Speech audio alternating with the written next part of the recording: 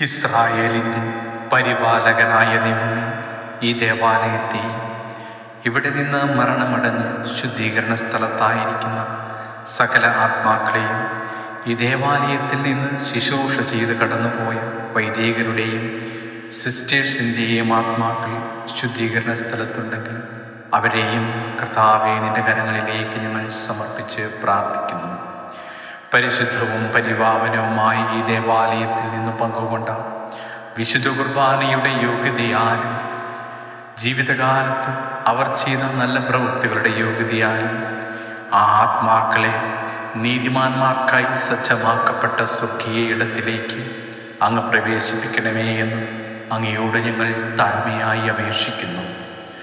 പരിശുദ്ധവും പരിപാവനവുമായ ദേവാലയത്തിലൂടെ സഞ്ചരിച്ച അവരുടെ പാദങ്ങളെ കർത്താവേ നിത്യപ്രകാശത്തിൽ സഞ്ചരിക്കുവാനിടയാക്കണമേ.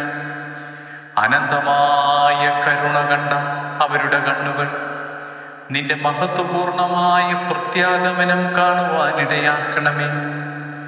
ദേവാലയത്തിൽ നിന്റെ സ്തുതിഗീതങ്ങൾ കേട്ട അവരുടെ കാതുകൾ നിന്റെ ശിക്ഷാവിധിയുടെ സ്വരം കേൾക്കാതിരിക്കട്ടെ. ദേവാലയത്തിൽ നിന്നെ പാടി പുകഴ്ത്തിയ അവരെ സ്വർഗത്തിൽ നിന്നെ പാടി പുകഴ്ത്തുവാനിടയാക്കണമേ എന്ന് അങ്ങയോട് ഞങ്ങൾ പ്രാർത്ഥിക്കുന്നു. ആമേൻ. മഹിമയിൽ നിന്നു രാജകുമാരി ബലിപീഠത്തിൽ കൂടുചമയ്ക്കും പ്രാവുകണക്കെത്തിരുസഭ നിൽപ്പൂ. കൂടുതകർത്ത പ്രാക്കളയെല്ലാം കുരുതി കഴിക്കാൻ സർപ്പമണഞ്ഞു. കർത്താവേ നിൻ ദിവ്യനിണത്താൽ നേടിയ സഭയെ കൈവെടിയല്ലേ.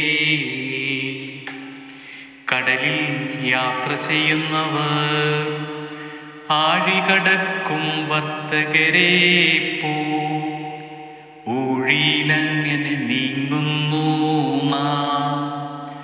കരയെത്തുമ്പോൾ ധനമില്ലാത്തോ കരയും മറ്റവരാനന്ദിക്കും.